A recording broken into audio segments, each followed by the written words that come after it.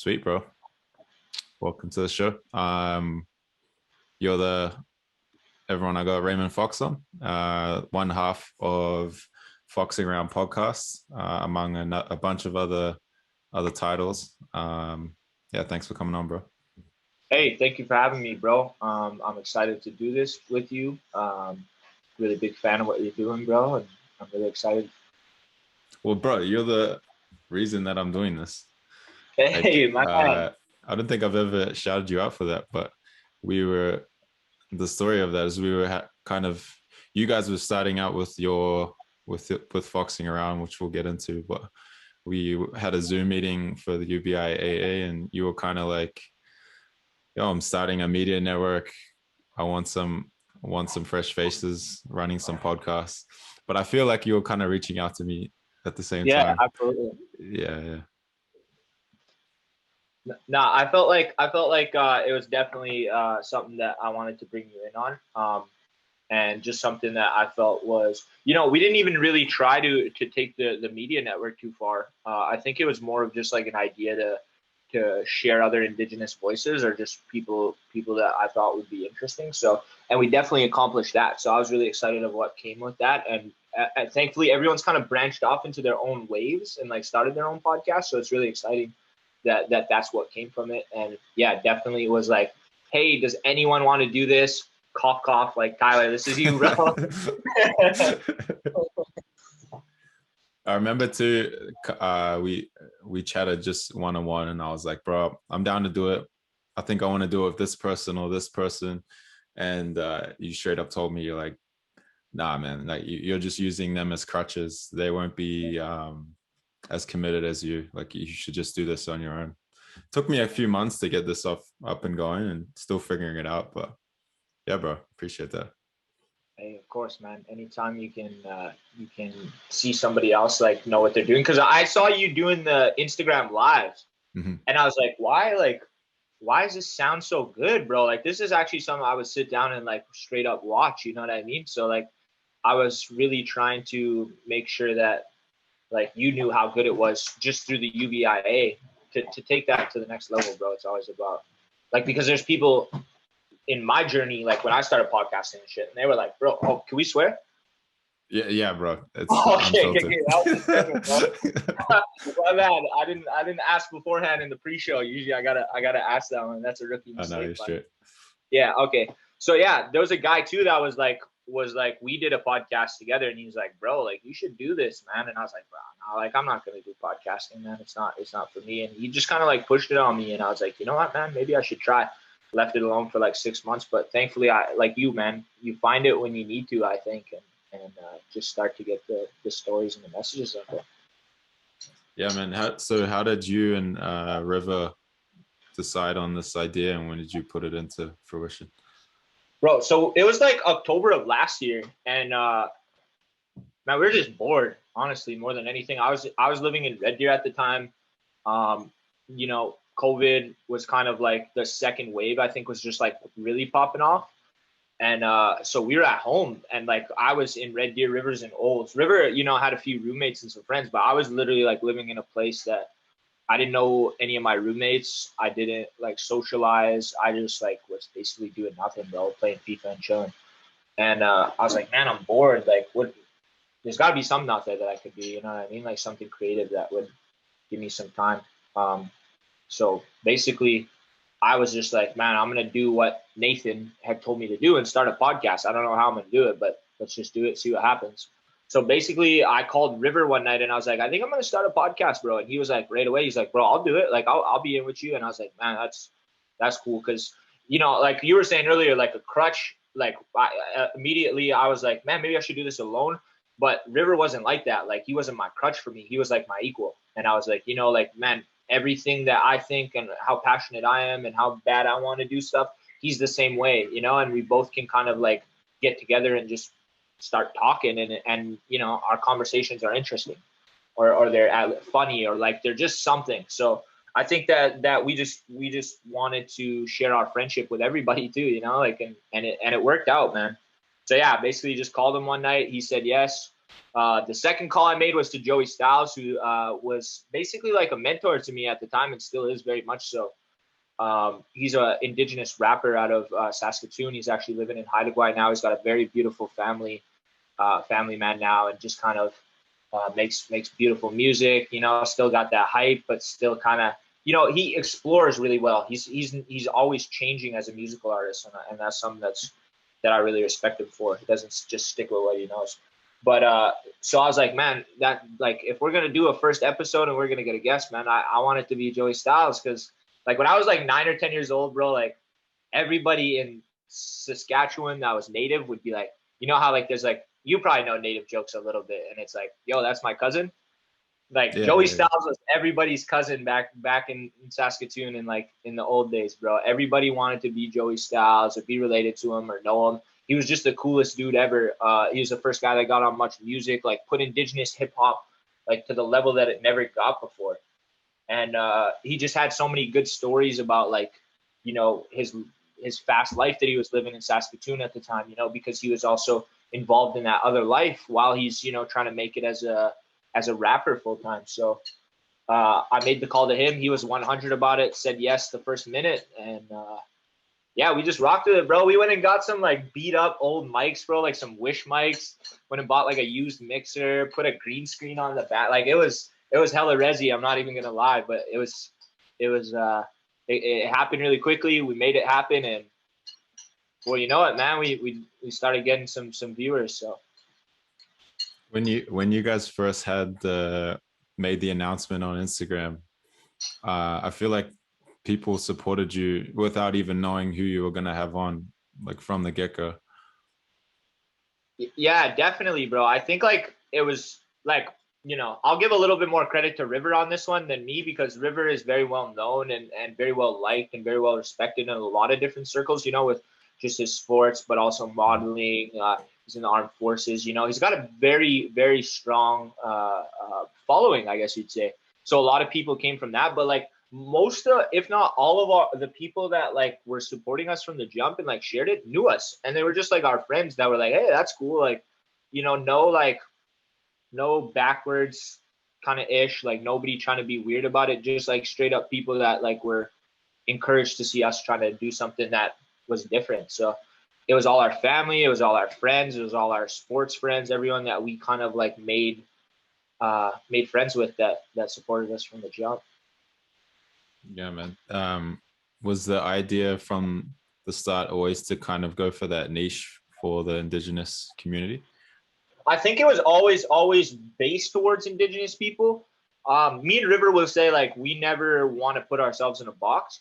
So like we never like set out to be like an indigenous only for indigenous podcast. Like, but at the end of the day, me and River are both indigenous. You know, we both have indigenous ties. We both have indigenous, you know, backgrounds. How we grew up is indigenous in different ways. You know, urban and the reserve life, but definitely both indigenous. So I think it just naturally kind of geared itself towards indigenous people. But I mean, you can jump on our show and see, you know, tons of different perspectives or different lifestyles and how people live, I guess. But definitely, you know, you gotta rock with indigenous voices as much as possible and amplify them anytime you can. Yeah, bro. I think I forgot who it was, but someone when I started mine, someone posted one of the clips that I made, and like shout out to Tyler. He's made this podcast, Talanoa podcast, aimed at like sharing BIPOC stories or something like that.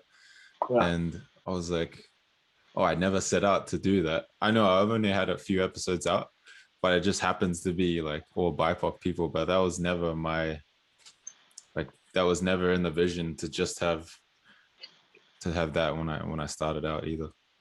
Totally. And ours wasn't either. And it took a long time for us to get somebody that wasn't like BIPOC, you know what I mean? Yeah. It was one of our last few episodes that we did with Caleb Dalgreen. And then we also had Jonathan Torrance come on that were two you know, settlers, as we call them. And they were both cool though, man. And they both rocked it. And we got to talk about, you know, their personal, like Caleb being a humble Broncos survivor and a hockey player now, and just a super inspirational guy. He had some great stories for us. And then Jonathan Torrance, like J-Rock, bro. Like, I grew up watching Trailer Park Boys. That one was like one of the coolest things. That was the most starstruck moment to me, to be like, I used to watch this kid when I was like 9 years old, sneaking out of my bedroom to go check the living room and watch Trailer Park Boys, you know? So it was cool. But yeah, I definitely get that too, what you're saying. Like, I don't think we straight up set out to like just amplify Indigenous voices or share Indigenous success or perseverance or whatever kind of like, you know, word you throw in with Indigenous to make it that. But that's what it became, and that's what we're proud of, I guess, in a lot of ways. Yeah, I think a cool thing with that too is that you guys are just, yeah, like that's the outcome of it. A lot of the time is that it is just in empowering Indigenous people, whether or not you set it out to do that. But I think a cool thing is that you guys are kind of normalizing it. I don't know if normalize is the right word, but you guys are just talking. You're not necessarily, it's not always about the Indigenous struggle, you know, it's just people chatting, you know what I mean? Absolutely, bro. And that's where like good podcasting comes from. I feel like it's just a conversation where, like, right now, like, we don't know where we're going with this, but we know it's going to be good because we're chatting, you know, amongst each other. And I think that's important to do in a podcast. But also too, like you were saying, like me and River we did kind of notice towards, you know, myself, I can't speak for River all the time, you know, but just in the conversations that we had, we did notice that we were falling into like a little bit of a niche, I guess, you know what I mean, of always just sharing Indigenous success and you know, getting into good stories. And there's nothing necessarily wrong with that, but there's also times where we're reflecting on our first season and we're like, you know what, why don't we try this? Like, why don't we try to speak a little bit more? You know, there's moments in the podcast or when you really want to say something, you know what I mean? Or you really want to like bring something up, or you want to like really cut down into something, but you're like, we're trying to be, you know, we're trying to keep it, you know, in the flow of things. But I think me and River are gonna, you know, in season 2, when we start popping off, we're gonna become a little bit more unapologetic about what we're saying. We're gonna, you know, share a little bit more of what we're really feeling about things, or how we really see things, you know, which is really exciting for both of us, because not that we didn't do that before, but we're just ready to do it in like a whole new way and just, you know, take the chains off. Like, if you like us, thank you. If not, that's okay too. But it's time to start speaking a little bit more truth. Yeah, I love that, man. Yeah. That's the when you guys started, well, what I'm feeling right now is like, well, I didn't know that there's this much work that has to go into it. Not necessarily hard work, but just time. You know what I mean? Yeah. You gotta. I know you guys did more live stuff, but all this stuff on different Instagram, Facebook, all this stuff. I'm like, oh, I'm just gonna stick to Instagram for right now. Like, it's not in my capacity. How did you guys find that? Exhausting, extremely exhausting, man. River was in school full time at the time too, so like he was like swamped, man. Like, I cannot thank that guy enough for even just being able to put it in the amount of time that he did do, because he was still balancing school and you know, all of his personal life as well as the podcast too. For me, I had a little bit more time, so like I took off a semester of school, so I was just like chilling, you know, working part-time here and there, but like nothing too serious. So I was kind of able to like hit the grind a little bit harder. But there were times where I was burnt out too. And, you know, I'm burnt out, River's burnt out, and we're like, bro, who's going to do this? Who's going to do that? Or like, you know, things are just like, you feel like you're always just needing to like work a little harder. And sometimes you don't even notice that you're working that hard. But like, you know, sometimes I'd be like on my phone with like people that I'm trying to get on the podcast, and I'm DMing like 10, 20, 30 people a day. I'm like, yo, like, would you do this podcast? Like, every time I'm like typing out a 5-minute message, waiting for replies, like trying to like figure a bunch of stuff out. And before you know it, you're like, bro, I just put like 2 to 3 hours into this without even noticing it. You know what I mean? Like, and then all of that preparation, and then you still got to go on Sunday and like do it live. Like, and that's crazy to think about too, that we would go every Sunday live. So like you had to like do it at that time, you know, like there's no like, a few times, you know, Thankfully, I always made it. I like to bug River. River was late on our first ever episode, bro.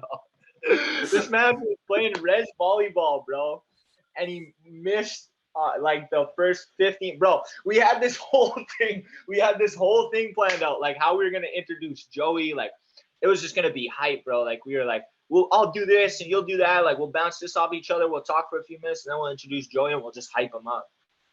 And then, bro, like 20 minutes before, River's not texting me back. 15 minutes before, not texting me back. 10 minutes before, not texting. 5 minutes before the podcast, he says, I'm almost there, bro. I'll be like 15, 20 minutes. And I was like, man, on your first podcast, if you don't start on time or if you don't, like, if things, like, you just got to do it right the first time. You know what I mean? So I was just like, you know what? I got this. Like, and I was confident. I was like, man, I could do this. Like, this is what I'm supposed to do. Bro, I got on there and I choked. Like, I choked, bro. I was so nervous because I didn't think that many people were going to be there, bro. Like, there was like 20 people. Like, on the live, you can see it, like, how many people are tuned in. And then all of a sudden, it's at 30 people. And then it's at 50 people. And then there's 100 people. And then there's 150 people before anything started. They're just sitting there waiting. It got up to like 220, I think, by the time we kind of like popped it off. And I'm like, okay, 220 people, but think about that in like an auditorium or like like coming to watch you speak. Like, bro, 200 people are there to watch you speak. Like, and I choked. So like, if you watch the first episode of Boxing Around with Joey Styles for the first 5 minutes, you'll watch me like trip on my words, choke entirely, which I'm glad I did anyways. But yeah, so that's just a funny backstory. I don't even know why I told that story. But it is important. And then River got stuck again one time. We were doing it with Jesus. And River, man, that was just pure unlucky. He went out quadding and literally the quad just like broke down on him while he was kind of a few kilometers out. So thankfully he got home safe that night. But there's been a couple of times where like, and there'll be a few times too where I'm like, bro, like I'm like when I was living in Vancouver, like, bro, I'm 20 minutes at a podcast time and like the traffic's like backed up and I'm like, oh, bro, like this is not going to be good. You know, do I have to start on my phone? So it takes a lot of work. You know it just as much as anybody that knows how much you like actually have to put in a podcast.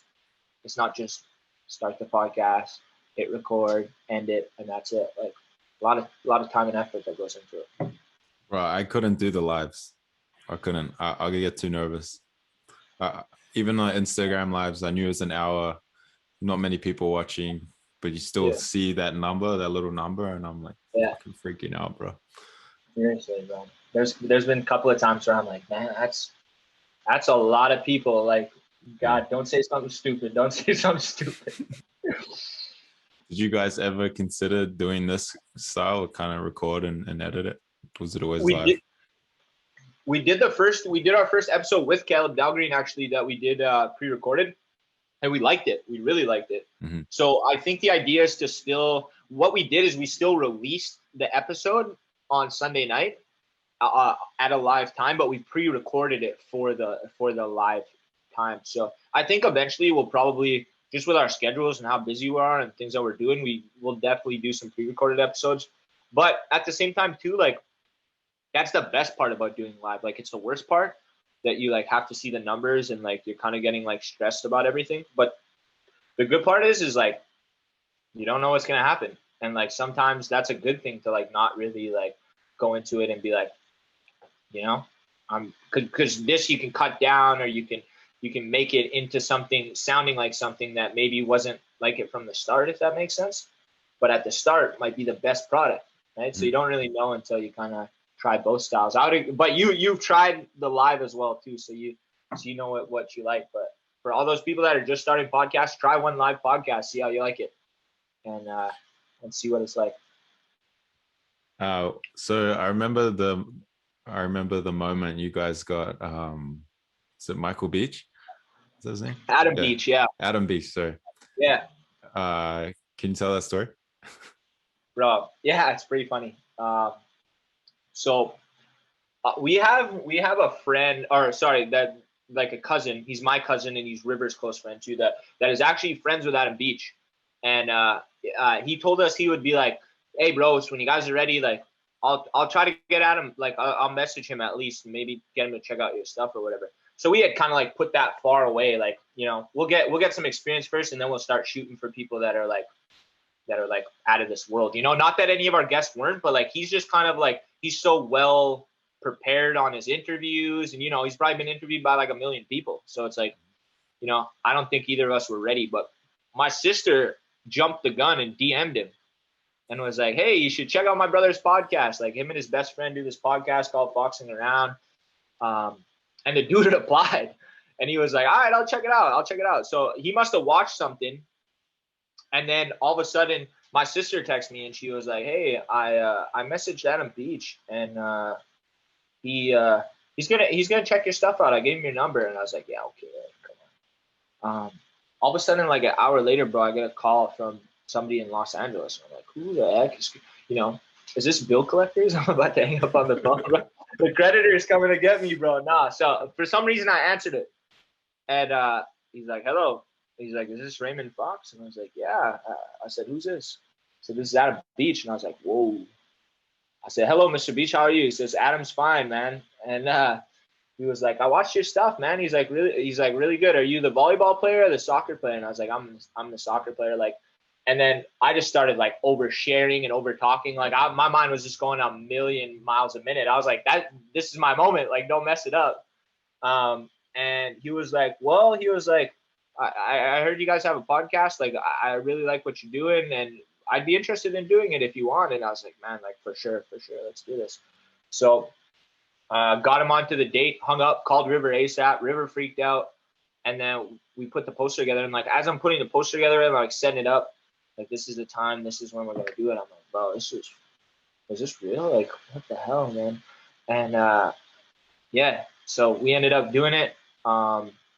He was the best, man. Honest to God, for a guy that like is so well known, like in Indian country, man, and just in the world in general, like everyone knows who Adam Beach is if you watched enough movies, you know. And for him to just like take a chance on us, bro. 5 episodes in, man. I don't know a lot of people that would like any podcast would be like, yeah, sure, I'll do it, you know, and take that much time. And he had a blast, man. He told us that was the best interview that he's ever done. And you think about that guy's been interviewed by CNN, that guy's been interviewed by E! News, that guy's been interviewed by everybody possible for every movie that he's ever done, right? And ours is the best. It's like, damn, bro, that put us on the map. That just made it all worth it, I guess. Like 5 episodes in, I think like me and River could have like retired. We'd have been like, bro, this is good. Like this is exactly what we meant to do.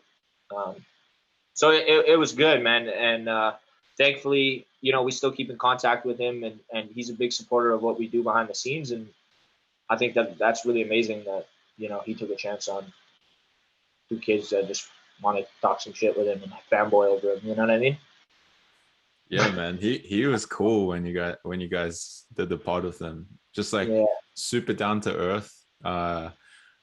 It'd probably be easy for you guys to get a little starstruck, but I felt like he made it real smooth and real easy to talk to. Yeah. And that was the thing, man. You talk about numbers, bro. There was like 600 people in there. Like 600 people watching live, bro, the whole time. And I'm like, bro, what the hell? Like, I remember that was getting shared on like other like people's like platforms that were like big platforms that were getting shared. So like all their people were coming in too.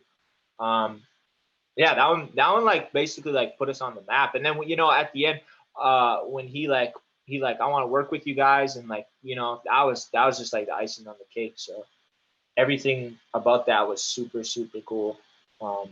Great experience, man. And something that I think like in ways like just showed like what happens when like people, you know, I don't really like buy into like hierarchy or like social structure too much. But if you want to look at it from that point of view, Adam Beach is way the hell up here and we're way the hell down there, right? But what Adam Beach did for us, bro, is he brought himself to us and brought us up with him, bro. Like he brought our podcast up, man. Like I gotta thank that guy a lot. We did a lot of hard work and we grinded the way we did, but like that's just shows you like when you're in positions like that and you're able to help somebody and you do, bro, like what they can do with it. You know what I mean? That was that was some real shit by Adam Beach, bro. That's all I can say. You don't have to name names if you don't want to, but have you had Yeah. the flip side of that? Yeah, bro. Yeah. A couple of times it's been like, it's just been off, I guess. And I don't like to ever criticize people, because at the end of the day, like a lot of the people, you know, there's been instances, but at the same time too, like those people have worked hard for what they have and where they are and who they are, and to share stories or do whatever they want to do, and definitely don't feel like they're wrong for just being a little different about it. But at the same time too, like I know for me and River, like we don't have a big platform, like we're not huge, like world renowned people or anything, but like we got a few people that tune in and listen to us and support us and stuff. And anytime we can put somebody on, bro, like why the hell not? You know what I mean? Like, doesn't hurt us anything to share something. Doesn't hurt us, to tell somebody to, hey, go check this podcast, or go buy this merch, go do this, go do that, And if they listen to us and they're like the fans are down to do that, man, then why not, right?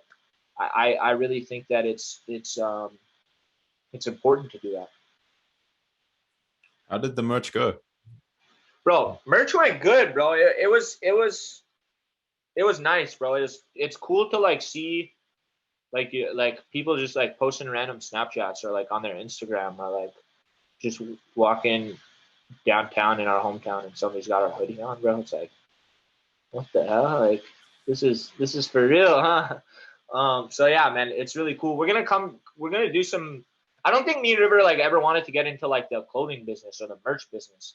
Like that's not about it. Like ours is just like visibility to like somebody sees our hat and they're like, oh, bro, like what's boxing around, because our logo is pretty dope. I'd like to give a quick shout out to Jordan. Man, you actually plugged me on that. That's crazy. Yeah, I put you on, Jordan. Yeah, bro, you put me on to Jordan, bro, and Jordan hooked us up with our initial original logo, man. And yeah, everyone like rocks with it, bro. And there's gonna be some variations that we're gonna do in season 2. We're gonna make some t-shirts that are like super dope. Some animated me and River characters that hopefully I think will look really dope. Yeah, so we're gonna do a few different things. But yeah, so the merch went good. Like I said, it's not like a business for us. It's not something we're trying to like make a bunch of cash off of. It's not something that we're trying to share out there for any other reason than for someone to like walk down the street, see our logo and be like, bro, what's that? What's foxing around? And hopefully they'll be able to say, bro, it's Indigenous podcast, with these two dudes that are super funny, and one of them's really good looking. It's not me, obviously. and yeah, hopefully they'll just wanna watch our stuff. So that's what it's about. It's really cool, like I said, to just see somebody wearing a sweater and support you in that way. You guys took a break over the last month or two, or maybe longer. Did you guys kind of come to that decision together? Or? Yeah, man. It's like you were talking about, bro, we burnt out. Like It was just getting to the point where it was like, man, like, and the other thing too, the big thing you got to think about is like in the summertime, in the fall time, like me and River are working full time. We're both, training right now. We're both still student athletes. We're balancing our day-to-day lives on top of everything else. And plus, it's 25, 30 degrees out every day. Like, of course, we want to be outside and at the lake and, at water, or doing whatever we do to keep kind of us healthy and happy. So I think it just came down to like, both of us were like, man, like, can you put the work in right now? No.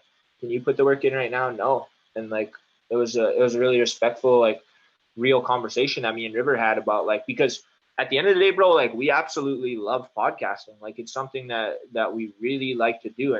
And it helps us. It does help us. It helps me like just learn, bro. Like I've learned so much from the podcast. And so to like have to like give that up for a while, it's like, man, I don't want to do that, but I also have to balance my entire life still and focus on the things that I need to right now to and then because the podcast, it'll come out on the podcast, it won't feel the same, it'll feel like a job or like we're working. Like I never want to come into it and be like, oh, I'm doing this for the wrong reasons. Like now we come in, we laugh, we have fun, we enjoy each other's company, we enjoy the guest company. And we always got to keep it that same standard because people expect that from us, and I expect that of ourselves. So yeah, just had to sit down and chill for a bit. But in that time too, like me and River have also been like more creative about things, like being like, hey bro, like I think this would work, or like let's try this next time, or let's like I was telling you, let's take the chains off and like dig into some stuff that we didn't really talk about or that doesn't get talked about in general. Like let's try that and see what happens out of there. So there's been times where we're coming back better, which is really cool to think. Bro, you're speaking to me, man, because I think the summer is a really tough time to be podcasting. I feel it right now. I'm just getting started, but Yeah.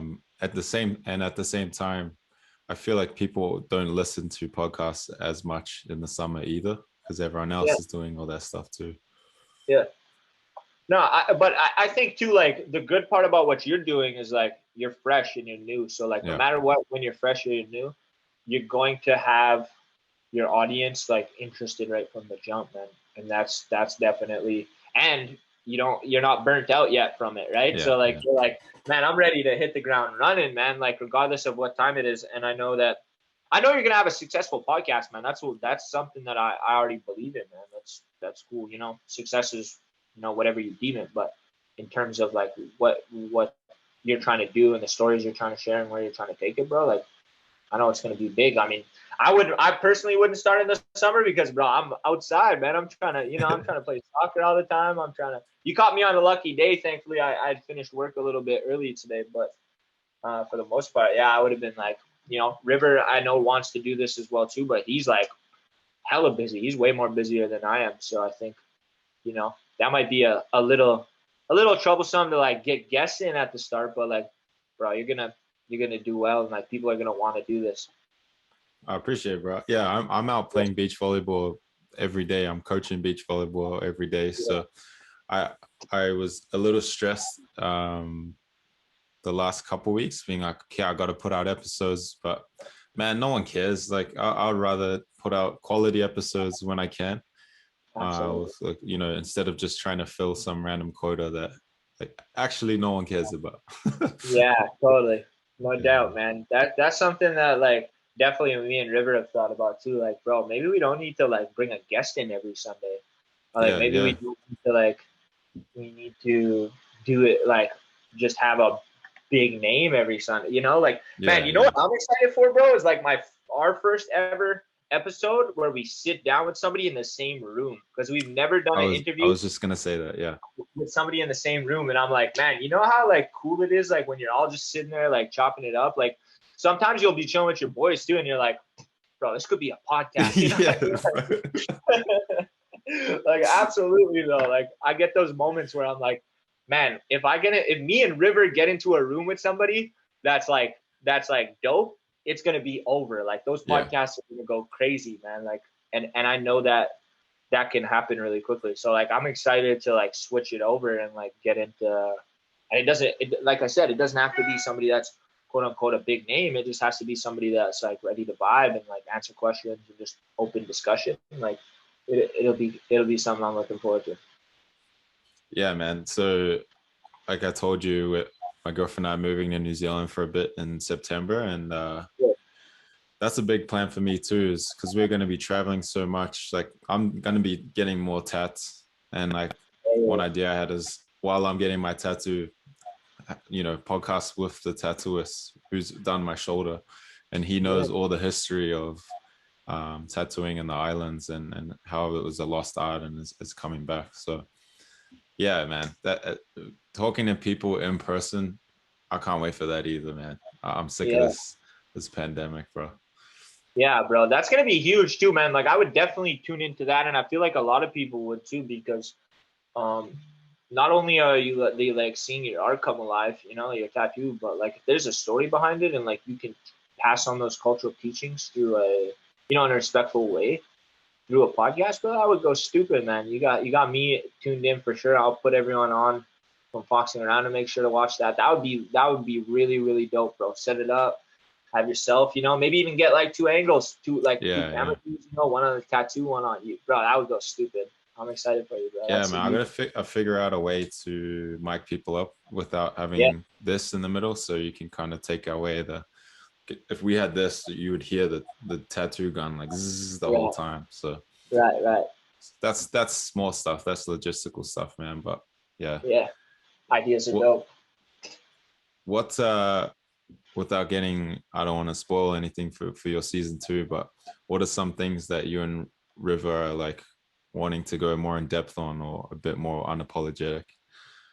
Bro, honest to God, I think it's a little bit about what's going on in indigenous country, man, Indian Mm, country, man, on both sides. You know what we're seeing from other people, so from non-indigenous people, and basically like settlers, and people that are occupying Canada right now that aren't really saying anything, that aren't really doing anything, that are staying silent.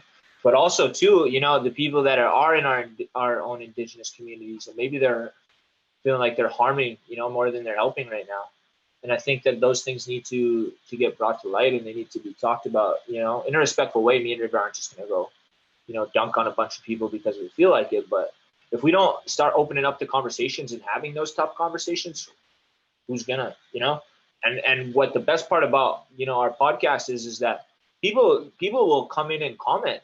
They'll tell you what they feel like. They'll ask the questions that they want to ask, right? So to just turn it into like one big discussion, I guess, and get a little bit better of an understanding and some more ideas about what we do, how we navigate this world, how we navigate, our reality right now, I guess, in a lot of ways.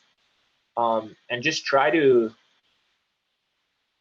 say exactly how we feel without, trying to sugarcoat it or worry about what people are going to think about it. Because like you said, a lot of people came to us and looked at us as, someone that could do that. When you tuned in, you'd hear a feel good, indigenous story of perseverance and somebody getting, facing, insurmountable odds to get where they were. And there are a lot of those stories, and they're really great stories, and they're important stories.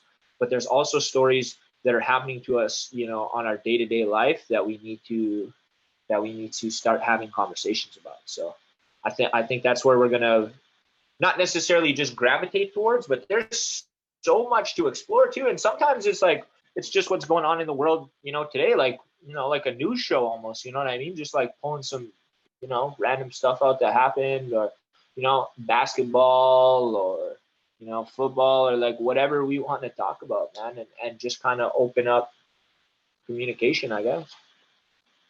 yeah, so it's not really like this is the direction we want to move, but it's like if we feel it needs to be talked about, we're not scared. We're not sorry to be having that conversation. Absolutely, bro. And to not like worry about, because a lot of people today, they're one, like I said, they're either like not ready to have conversations like that, or two, it's like frowned upon. Like, hey, you shouldn't do that. Like, don't talk about that. Don't bring that up. Oh, like, yeah, you guys are haters. Oh, you don't like the way this is or that is, And it's like, no, bro. Like, we're just trying to be real. Like, that's one thing that me and River have always stressed about our podcast. Like, if you watch our podcast, that's us. That's us right there. Sure, sometimes we get a little bit more excited, or we try to clean it up a little bit, language wise, or like whatever. But like for the most part, that is exactly who me and River are on like our day-to-day lives, and like that's something that's important to us. So to let that even shine out even more, and to just stand in our light, I guess, a little bit more, and like be confident in who we are as people and our stories, and what we want to share. Like that's kind of the goal, man. Let's hope that it can gravitate towards that. But that's the cool thing about podcasts, bro. You don't know. Like you see, I seriously don't get up. Like you don't. Like I said, we didn't know what we were going to talk about. We didn't know where we're Yeah, yeah. going. But to navigate that through conversation is always really fun. Bro, I think a cool thing of podcasts too is you feel like you actually get to know the podcasters. Yeah, Um, like the podcasts I listen to, mostly comedians. Bobby Lee's yeah, Tiger Belly is one of my favorite podcasts. yeah, But I really feel like I actually know those people, which I totally don't. But you yeah, do get to know them. So I think it would be sick if you guys did do just you two doing a duo podcast, yeah. because that would be that'll be huge for the people who watch it, who have been watching you guys for a long time, you know? Yeah, totally. And that's the thing too, is like River kind of had talked about that too. And he's like, bro, we should just start sharing a little bit more about ourselves, you know? And like sometimes I'm not hesitant, but it's just like, you know, keeping with the flow of things, you know? And that's what happens when I feel like when you bring in guests, is it's always our job to elevate the guest. It's always our job to give them the space to share, because those are the ones that are important. You know what I mean? But like you do a good job at it, actually, really well, to kind of bring it in yourself as well too, and then kind of expand it back out to the guest. And sometimes, especially like that's the thing though too, is like when you're talking, like when we were talking to like Adam Beach, or we're talking to Ted Nolan, or we're talking to, you know, like some big names, we're like, bro, like I don't even want to hear from me right now. Like Yeah, I yeah. just want to I know like, exactly what yeah, you're talking about. yeah. I want to hear what these guys have to say. So it was like a real like delicate balance to where I'd be like sometimes like there was one podcast with our brother Ruben Crowfeather, and bro, we didn't really ask him anything. We just let him talk, and like it was like one of the coolest podcasts ever. You know what I mean? Like, but me and River didn't really say much, like because we were just like so interested in like so like wow, this dude, man, this guy's story, like where he came from, it's so crazy that like we just couldn't help ourselves from like we didn't want to share anything. Like, what do you share to that? Like, you just let that guy go and like let him share his story and tell his truth. So, yeah, it's a delicate balance, but definitely like we are kind of like moving towards that too, to let It's people in a little bit more. yeah, it's a balancing act, bro. And Yeah, my first episode was with Nehemiah Mote, and he's Samoan volleyball player, the captain for the Australian like team. yeah, And we were teammates, we've known each other for a long time, haven't seen each other in a long time, but and I was so nervous, man. And I made it an interview, like it was just me asking questions. yeah, Whereas he's a humble dude. He would have, I think I learned from that to not not underestimate, but not downplay that I can relate to athletes. Like I have never played to that level, but it's yeah. still okay for me to relate to their experiences, or just it's stimulating conversation, bro.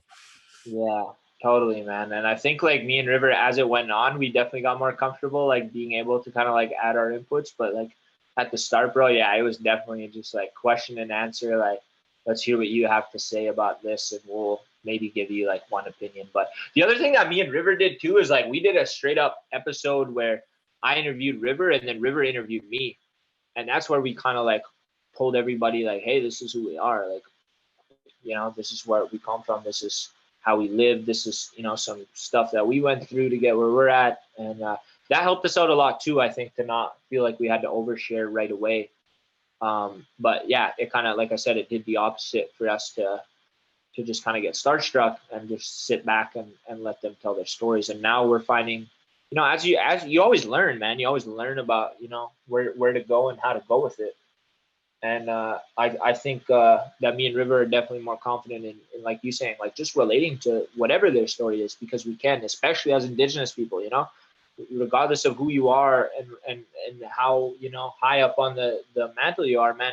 As Indigenous people, there's something in our life that we can relate to another Indigenous person. That's why we're so tight. You know what I mean? That's why our culture is the way it is. That's why our identity is the way it is. That's why, you know, when you see a native, you're like, what's up, you know, like wherever you're at, because you just feel it.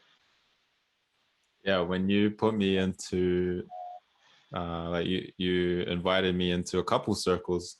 One was obviously Seven Stars with Yeah, some other podcasters, and yeah, then also that My Brother's Keeper, which was yeah, kind of a support group for men, which I thought was really cool that you did that, man.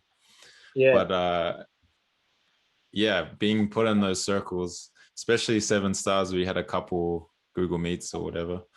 yeah, Um, how similar our island like Polynesian Pacific Island humor and indigenous humor were. Yeah, man, it really made me feel at home, bro. yeah, Making fun of each other, making fun of settlers, as you say. Yeah, I gotta be careful, bro, because you know what I I do, know. bro? I always say white people, and now I'm trying to like, even if I don't get the same respect as getting called indigenous, I'm trying to like put a little bit of respect and just say settler because I don't want to say white people all the time. But Yeah, I know. I know. I get yeah, it. it's funny though, like I will say, well, yeah, I will say that it's hard to like differentiate that, but I'm like, you know what? I'll call them settlers for now. I love that. Don't cut this part out. Whatever you do, I'm do not, not. bro. I'm not. I promise. Oh, what are those guys doing now? I know a couple of them kind of branched off to doing their own thing. Is Yeah. anyone still sticking with it? So Haley, I believe, is still doing her podcast. Tanya's into comedy, man, and she kills it on doing it with her Auntie Beatrice and her comedy act. But also too, I know she goes live and just kind of shares stories when she cans her from the POW. Des does a lot of work at the powwows now. So man, if you haven't seen her son, go follow her son, Baby Opie. Man, that dude is like, man, that every time I watch a video with that kid, man, it almost brings me to tears, man, because he's like celebrating his culture and his identity, and he's singing, and like this kid's like, we high, and he's being, he's on a drum and he's singing and he's practicing, his culture and his language, and it's just special to see that. So I think in ways like everyone kind of like I said, like branched off and started to do their own thing, which is exactly what we had envisioned in the first place. Like it was never to like just like do this and do this and do this. It was like, no, just like get some people like rocking and see what they do with it. You know what I mean? Mhm. And like try their best to do some podcasting. And I feel like once the fall and winter time comes again, I feel like everyone will probably pick up again. You know what I Yeah. mean? Like, and in their own ways and in what they want to do. Just like us, like everyone needs a break. Everyone needs to switch focus for a little bit. But the seeds that we all planted, with that are carrying forward, which is really important. Yeah, man. Um, when are you guys gonna get back at it? Are you putting yourselves a date or anything? Or Not yet, bro. Probably like September-ish. But that's the thing too, is like we're still figuring out, living situations. We're still right. figuring out, school and sports, and like currently like I'm going back to school. I'll be a full-time student as well as, playing soccer out here for BIU. So I'm gonna be busy. I know River is probably feeling the itch to play volleyball again, man, or get out and be a student athlete, or he's got River can do a bunch of things, which is really exciting. Like if he wants to model, if he wants to get into um, a talent agency, whatever he wants to do. He's a very talented guy, and who knows, maybe he just wants to like live his life, like because I know he's been grinding. Like I said, dude, he went hard for the last like 2 or 3 years, like really going hard in school and going hard, in the gym, and keeping a job through all that. So I haven't really talked to him too much about his plans, but I know that he's definitely he's a guy that thinks ahead and has some. So we'll kind of have that discussion when it comes. I think we just said fall as kind of like September, October, but we can also just pre-record some stuff and bang it out and drop it whenever, which is exciting to think about. And hopefully that'll come soon. I love the bromance, bro. Yeah, bro, you gotta gas up your boy. I hope he does the same thing too. But I've been watching him lately. The last couple ones he did, and he hooks me up in the same way. So you always gotta talk good about your boys. Yeah, talk bad to his face, and behind closed doors or behind his back. That's when you talk good about him, bro. I'll quote you on that, bro. Yeah, that. Did you guys grow up together? Yeah, so me and River come from the same town in North Battleford. We actually met through so it was River's cousin and my best friend Denzel. So I didn't know River too much because River actually for some reason we just didn't like really meet and like hang out. So we were like 12, 13 years old. I'd known Denzel since I was like maybe 9 or 10. But yeah, and then once kind of high school hit, we just we still have the same friend group. Like there's me, there's Denzel, there's Warren Cusack, there's Cole, there's Ty. There's about 6 or 7 of us that are kind of like pretty much in the same age group that we just grew up. Alvin Baptiste is another guy too that we grew up together with, and that's how we kind of knew each other. But definitely, I would say like as high school kind of came around, me and River definitely got closer and closer. And yeah, we've been boys for a long time, man. Probably since we were about like 12 years old. Crazy, man.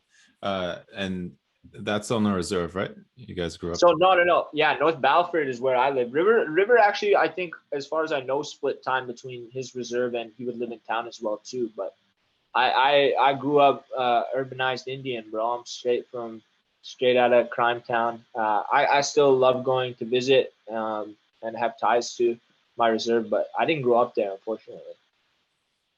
You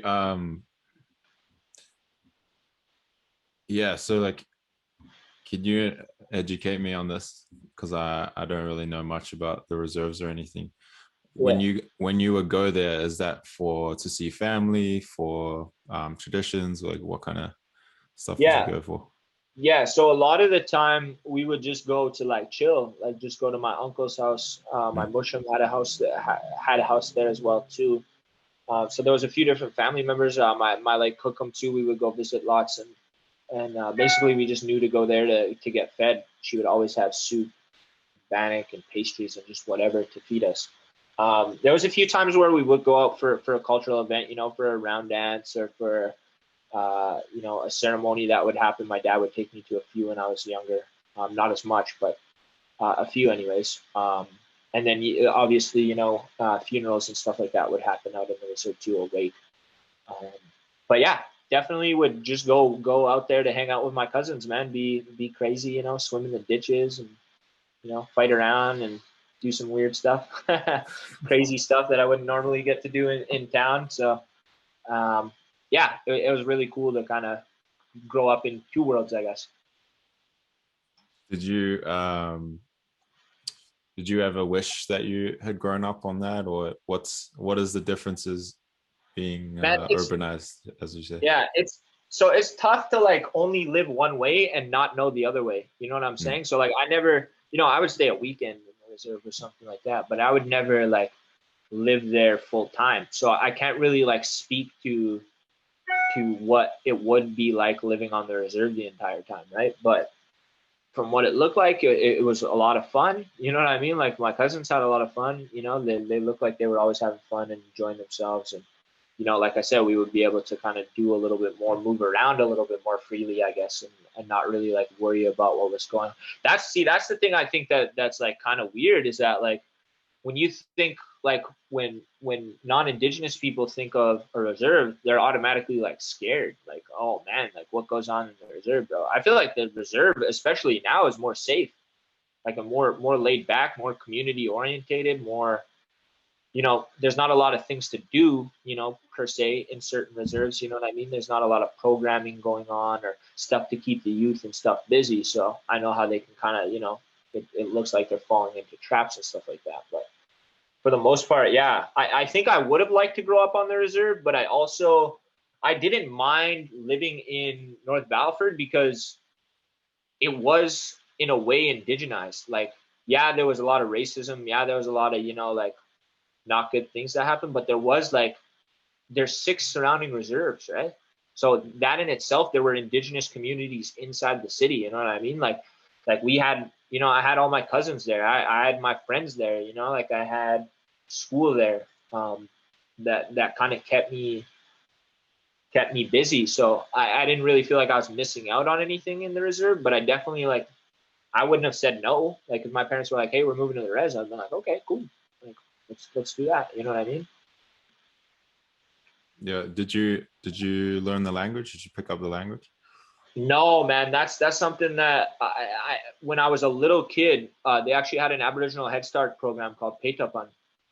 It's still going on today in North Balfour, and there they would teach you language. They would teach you the Cree language. They teach you how to count and your ABCs and how to say hello, and just a few subtle words that I did pick up on when I was very young. But as I grew older, it unfortunately, it just didn't stick with me, and that's my own fault too. And just my own surroundings. You know what I mean? Like at the end of the day, that's the thing, is you can have all those like indigenous communities and that indigenous identity in the city, but you're still in the city. You know what I mean? You're still living a city lifestyle, and that can get jaded really quickly. You know what I mean? You're not really worried about, picking up your language or cultural teachings, because trying to go to the splash park or ride your bike, or you know what I mean? Like just kind of be normal, I guess. And even though that's not normal, but it it's it was so. The other thing too is my dad is a very, very proficient Cree speaker, and he's extremely good at doing the translation as well too. So like I can sit down and I could ask him a Cree word, and he's able to like to to tell me what it means in English and vice versa very quickly. And he's a very, if you ever see my dad speak, he's a very, very great speaker. So like his Cree is immaculate too, right? So sometimes I try to sit down and learn from him, I guess a little bit, but it's really hard, man. And it's something that, I shouldn't cop out and say, oh, it's hard. Like, it's important to learn your language, man. And I'll tell people that for sure. But it's just something that I haven't been able to really put much of my time into. Yeah, bro. I moved to New Zealand when I was 9, moved in with my dad who's Tongan. And Yeah. Tongan was, my dad and stepmom speak Tongan to each other in the house. I picked up words here and there, but yeah, I never tried um that hard to pick up the language either. And I kind of regret that too. But at the same time, it's like if you don't have to, you usually won't. If you don't have some, some need or real desire to pick it up. I get that too. Yeah. I feel like the best time that you do learn to speak is like when you're a child. You know what I mean? Like when that's what's spoken to you, that's what you're understanding. Like it's really easy to pick up as when you're going into it afterwards. And I feel like there's a lot of great Cree teachers and Cree speakers that are willing to teach, but there also is a little bit of like, and just like what you're talking about, like, that island humor, that res humor, where it's like, it can be discouraging when you're trying to say a word and, somebody laughs at you, or, Yeah. they're like making fun of you of it. Right. And that can be, for somebody that's already kind of scared about speaking their language, that can be a real deterrent. Right. And somebody might not mean to, they're just having a laugh because, they've heard that language, for how many years, and it's sounding a little funny now, or it's not pronounced the same way. Like you're gonna have a chuckle, and like I said, that can discourage someone too. So I know that that's kind of not prevalent, but that happens too. Yeah, man. Island humor, like nothing is off limits. We laugh at Yeah, everything, but then sometimes it hurts. It hurts, absolutely, man. absolutely, bro. Those are the best ones because it hurts a little bit, but you're laughing too, but you're like, man, that sucked. Yeah. Yeah, I mean, it's funny, bro. That reminds me of like this time where when I was living in the States, bro. Like when I was on my soccer team, bro, like I would like realistically, like most people would just like try to bug me, like just because I'm from Canada or just because like I'm different, you know what I mean? And I would like be able to just like flame them and like quick, you know what I mean? Like just say something back like real quick, real easy, and just like get them, and they'd be like, a lot of my teammates like thought I was funny, or like thought like, oh, this guy can talk shit real good, you know what I mean? Whereas like fast forward and I come home and like every one of my boys is like roasting me hard. Like I have no comebacks. I can't say nothing. You know what I mean? Like I'm low on the totem pole, and then I go somewhere new and I'm like, bro, where do you learn this? I'm like, man, a lot of years of just getting, berated by the older cousins and the fam, man. um, do you think it? Oh, this is just something I've been thinking about lately about indigenous cultures in Canada. Yeah. Because you mentioned speaking Cree, and there's so many different indigenous languages. Isn't it kind of weird that we kind of view all indigenous people as homogenous?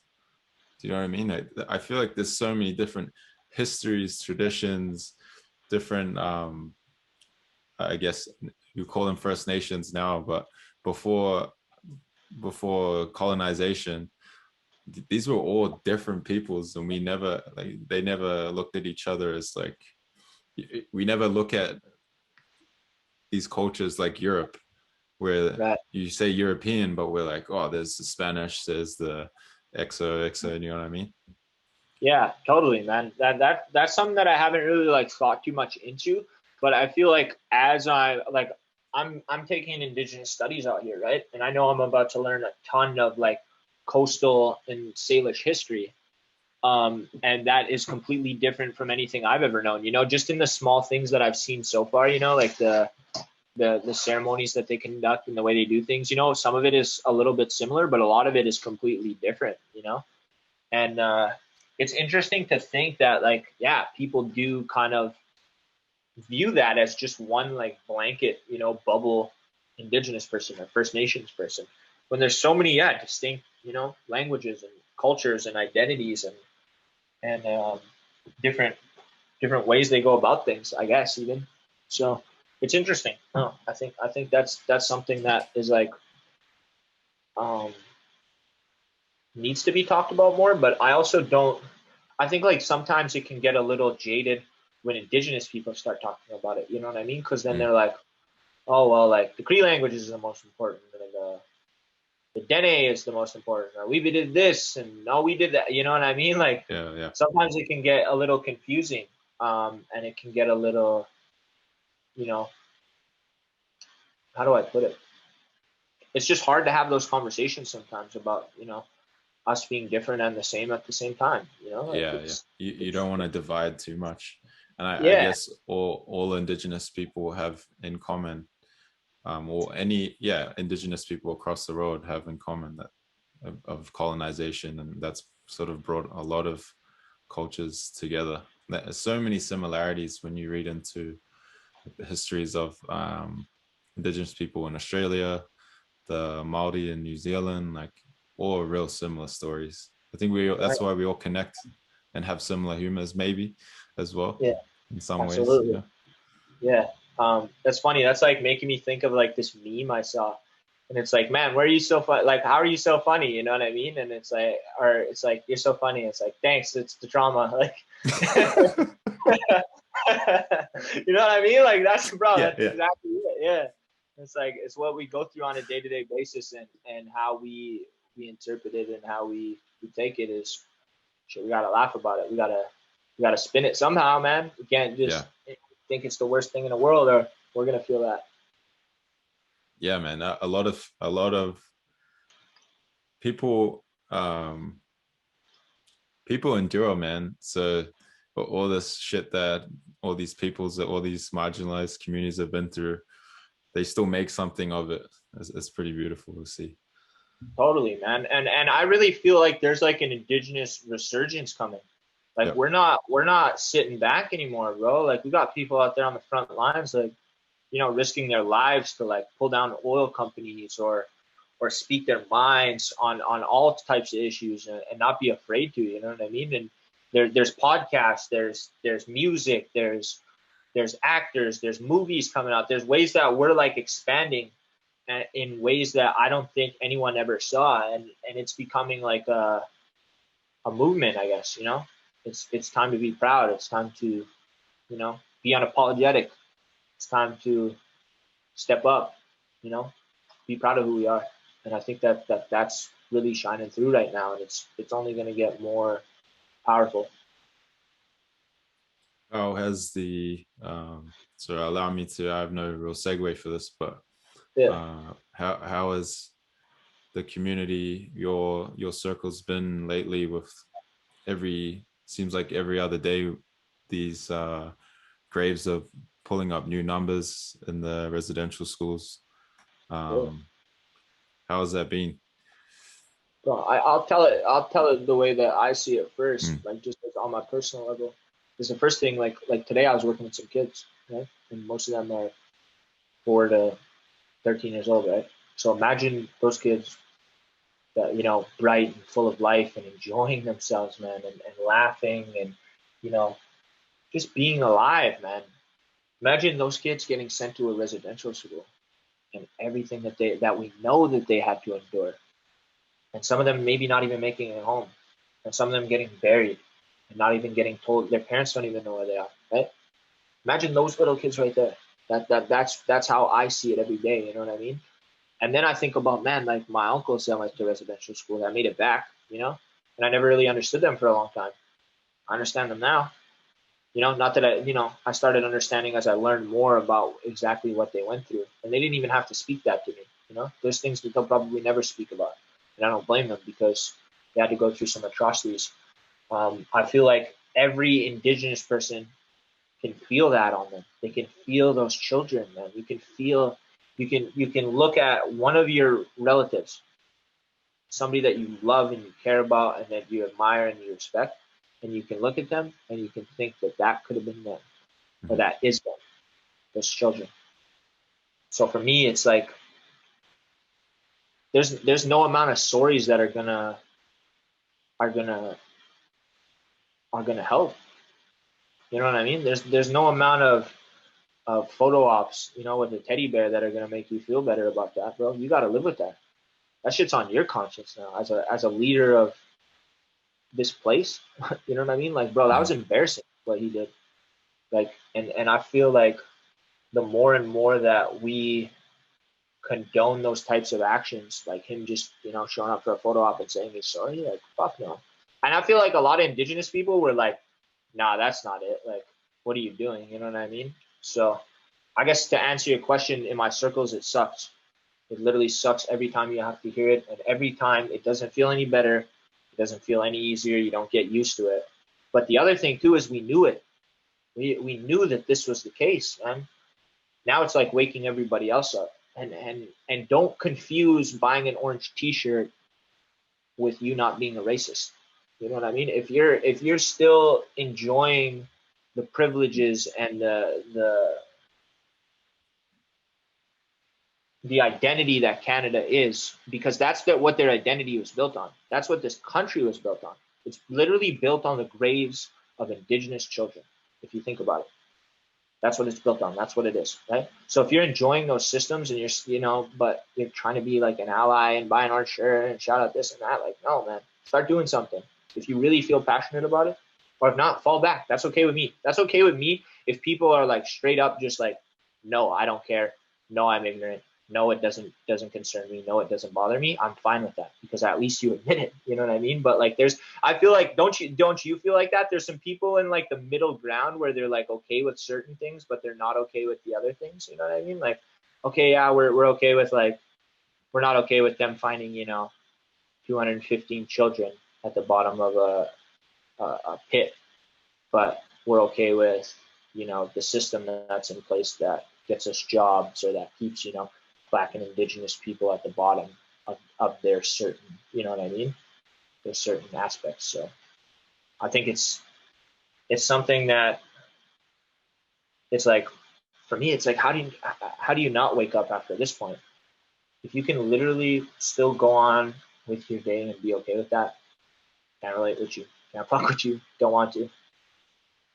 Yeah, that's privileged to be able to do that, to be able Totally. to see it and be able to turn that switch off and be like, oh, I'm gonna go get some ice cream now.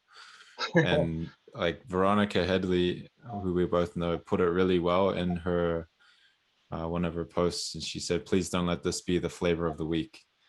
Yeah, Buying orange shirts, yeah, and you know what, man? For that middle chunk is it's quite a big chunk of people. It is yeah, just the flavor of the week, man. It is just yeah, them. It was like Blackout Tuesday. Like, I'm gonna post a black square because I feel the social pressure to do so. But you're yeah, not doing anything. Like, don't be fooled. You're not an activist. You're yeah, not an activist. yeah.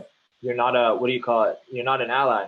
You're not Yeah. somebody that's really trying to, because the other thing too, like if you want to really, really help out, reparations. Bro, Mhm. start donating money to indigenous causes, start amplifying indigenous voices, donate to the Indian Residential School Fund, give the people that are actually out there doing the work the time and the resources to be able to do so. And don't think it's about you, bro. It's not about you. Mm. Yeah, man. I don't even like having the conversations with anyone anymore because I feel like as soon as somebody would say yeah but or yeah this, like, bro, it literally like it sets me off to where like I'm like I can't reason with you, like I don't understand you. I don't understand you as a basic human being. Like I can't understand you, and I don't want to. Like more than anything, Yeah. like I'd rather just protect my peace and talk to it with somebody that's respectful and that's understanding, like yourself or like other indigenous people or even other non-indigenous people have asked questions to us in a respectful way and wondered about our takes about, even just like burning churches or like or what our ideas are about, what they should do to help out, the um, like I guess the next steps where you take after this. You know what I'm saying? Like what do you do now that you found all these these kids? And those have been some respectful conversations, and I think people have kind of came at them in the right way. So it's nice to do that. But like I have no time to educate ignorant white people anymore. I don't have the time for it. I literally would rather just talk to the wall instead, Yeah. because it's fine with me that you're not going to get it. Like it's okay. I'm okay with you going about your business that way. And that might be, harsh to some people, or that might, but man, over everything, protect your own peace, bro. And like, don't feel like you have to educate them anymore. It's not up to us. Yeah, I've stopped having those conversations too. The second I feel any power imbalance, for when I'm Yeah. being questioned, it feels a little bit I'm being interrogated. If I feel Yeah. myself stiffen up, I've been at a lot of white dinner tables, white tables, literally Yeah. white tables, and for a minute there, man, I was feeling like I was in the front lines. Like anything that was said, I would correct them, and man, that takes a lot of energy. That takes a lot of energy, and it really doesn't do much. Is the thing. You know how much it takes to change. The system was built to make certain people, or the system that is built makes people think certain ways. If Yeah. you're if you're in whatever intersection, right?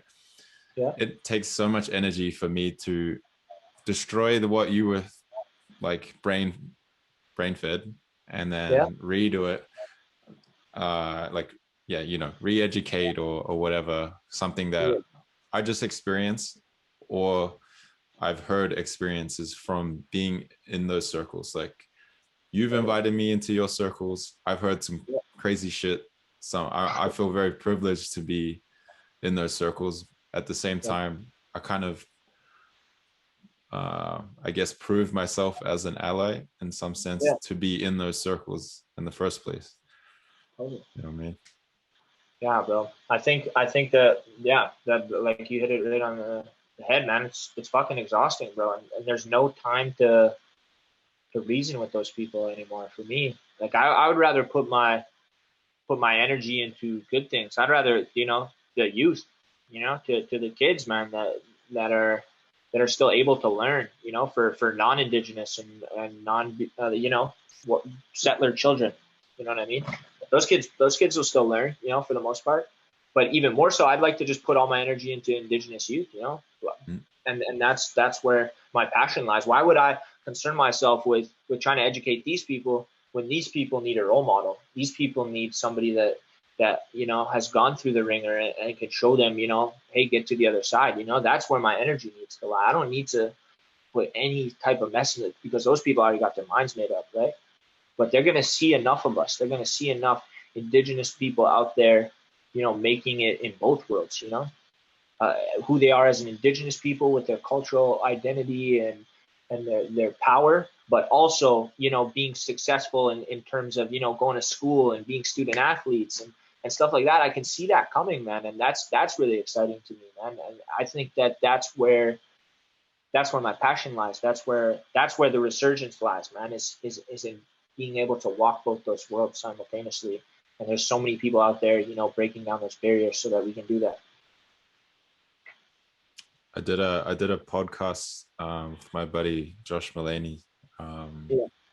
Shout out to him too. He's a big reason I do this too. But he was reading about, so there's this black scholar from a couple hundred years ago, W.E.B. Du Bois, and he talks about the duality of being black and being American, that they're not one and the same. And Yeah. talking especially to you and River, you guys say the same thing, like being indigenous and being Canadian are not the same thing, and having to balance that, especially on a sports team, going to school, leaving your culture, your medicine, your food, and then being put on a literal timetable, a different schedule.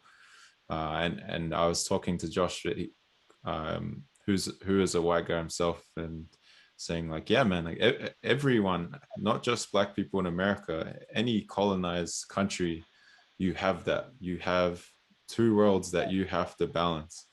And I'm like, my mom's white, my dad's Tongan. It's been that way my whole life. And especially this last summer, being around you guys, being around the BLM movement has really pushed me to like a resurgence of me being involved in my culture. Big reason I Yeah. decided to move back to New Zealand, pick up the culture. I told my girlfriend too, like, hey, we have kids, like they're gonna have Tongan names. Like Yeah. it's important to me too. She's fully down with, man.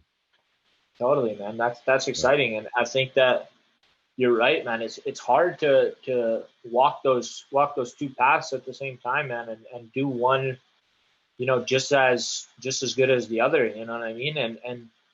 And for a lot of time, I feel like that this has been pushed on us so much. That Canadian side of it, that it's okay to focus more on the Indigenous side. You know what I mean? I think that somebody that can set up a Sundance, for instance, right?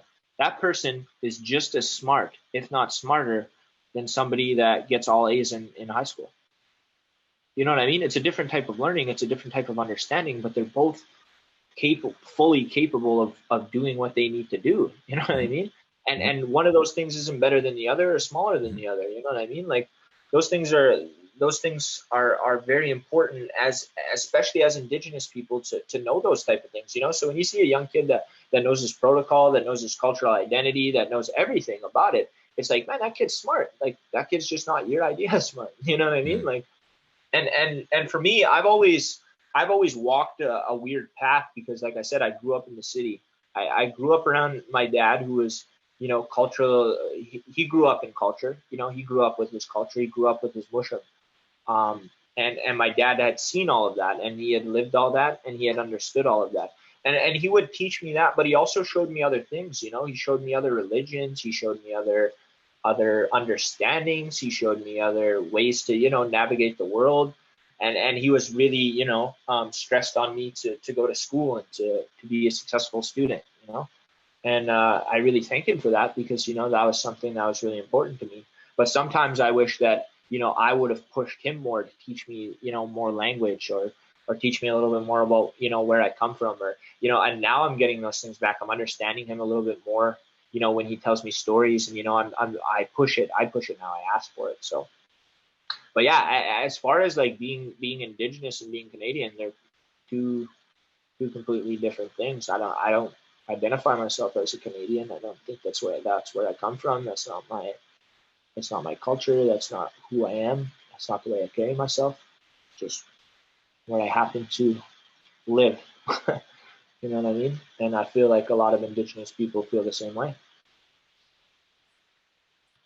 That's a crazy concept for non-Indigenous people to hear or to understand, or has probably never entered their minds. You know what I mean?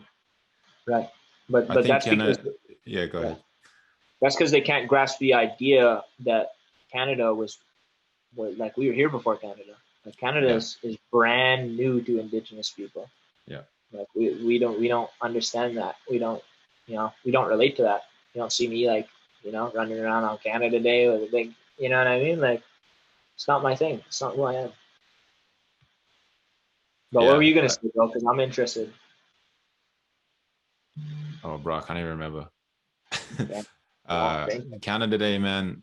I when I first got here, I was like, yeah, this is great. And then I met some indigenous people probably a few years in. I was like, oh, Yeah. I can't really, this doesn't feel right to celebrate.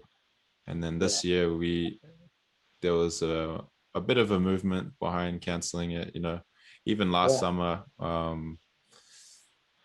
But then I still went to the beach. I saw a bunch of people wearing, which, not everyone, like I saw an immigrant family all Yeah. wearing Canada shirts.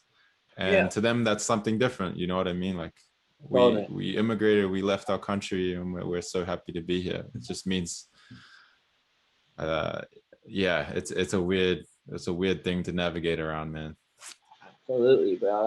That's a tough one, man, and that's something that I don't really explore too much, or that I don't like try to think too deep in. But I feel like I feel like it's hard because there's some people out there that are like, you're making it wrong to like not be proud to be Canadian, and it's like, what is there to be proud of? What are you proud of as a Canadian? If you can explain it to me in a way that makes sense to me, I will get on board with you being proud to be a Canadian. But there is nothing that you should be proud of in this country. I don't see it. I mean, what other than there's great healthcare, there's jobs, there's security in certain forms, but I mean we're just like the rest of everybody else. You know what I mean? We bash the hell out of America all the time because we know how awful it is over there. You know what I mean? And Yeah. there's a lot of proud Americans. We bash them. We're not any different. We're not any different than the United States. You know what I mean? We're a little more kinder about things, I guess, but we still do the same shit. Bro, but what I've found in Canada is that there's a real hiding behind that stereotype of Yeah, being the friendly Canadian. yeah, And I mean, yeah, sure. I think there's a weird, so there is a weird, so that stereotype of friendliness, I actually think hides behind, not aggression. What am I trying to say here? Like passive aggressive, passive yeah, aggressive. So I think a lot of Canadians want to, if you're not polite back, like what I'm trying to say is like, what if I'm just having a bad day and I don't want to be polite and happy? Like, then yeah. I'm rude, which I Right. know there's like levels to it. I'm not saying it's all bad. I'm not bashing Canadian culture or whatever, but Yeah, I have found that Canadians call Americans rude, but I think Americans are just upfront from my yeah. experience. They're From my unapologetic. Yeah, experience, unapologetic and just like loud, and depends what part of America you're in. But I had a lot of Americans just come up to me. That's a nice tattoo, man. I'm like, thanks. And then on with their day. Do you know what I mean? So right. just a bit more in your face. Whereas Canadians, like, yeah, they think that it's being rude and that Americans are rude. But Yeah, in my experience, in my travels around the world, every country I've been to, people are friendly. yeah, You just got to get to know them. Like most people have their nuances, but I think at their core, everyone is kind of the same. You know what I mean? yeah. Totally, bro. I think so too. I think that you can kind of relate to anybody, man. That's the beauty about like our podcast, even, bro. It's like anyone has a story, man. Pick somebody out of like the next person walking down the street and interview them. They'll tell you a story you never heard before. They'll tell you Yeah. something interesting. I promise. So it's cool to navigate that on the flip side. You know what I mean? Like instead of Mm-hmm. just being negative all the time, like if you can get to know somebody or you can try to understand them or sit down and have a conversation with them, really dope. Oh yeah, man. Well, I think we can wrap it up there. I don't even know how long we've been talking, man. I could talk to you all Yeah, day. yeah, Uh, do bro. do you want to plug anything? Um, no, I don't think so. Our podcast. No, bro, I'm good, man. I'm good, Yeah. bro.